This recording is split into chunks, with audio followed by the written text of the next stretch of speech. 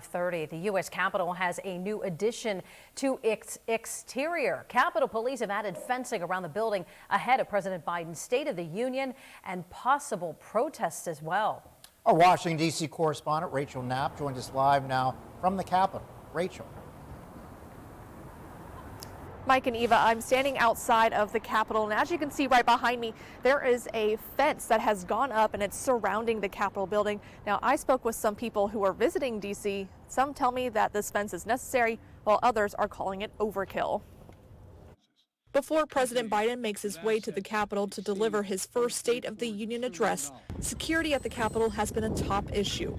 There are reports of potential protests in a trucker convoy trying to make their way here to D.C. to protest against vaccine mandates. U.S. Capitol Police released a statement saying in part, in light of the upcoming State of the Union address and the possibility of demonstrations in the next couple of weeks, we have been working closely with our federal, state, and local law enforcement partners on a security plan to prevent any disruptions to the important work of Congress, adding that out of an abundance of caution, they are putting up a fence around the building.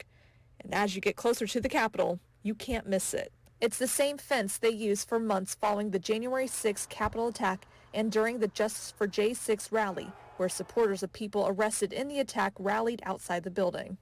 I think we heard once we got to Washington, D.C., it was going to be more limited, but we were disappointed. This family, visiting from Kentucky, says they're taking their grandson here for the first time, but are disappointed people are limited on where they can visit on the Capitol grounds. I'm sad because all the grandchildren that she's brought, they've all been able to just walk through here and do whatever they want. We've been coming for years, and it's just disappointing every time you come. More and more of the monuments and the government buildings are fenced off or where you can't get in. But they are split on whether this fencing is necessary. Honestly, I think it probably is necessary to be precautious. It's overkill. Hopefully it's overkill, that it's not going to be needed, that there won't be any major protests, and that maybe we can get back to a more normal. Capitol Police declined an interview, but we did ask them how long they plan on keeping this fence up. All they told us was TBD, meaning to be determined. Back to you.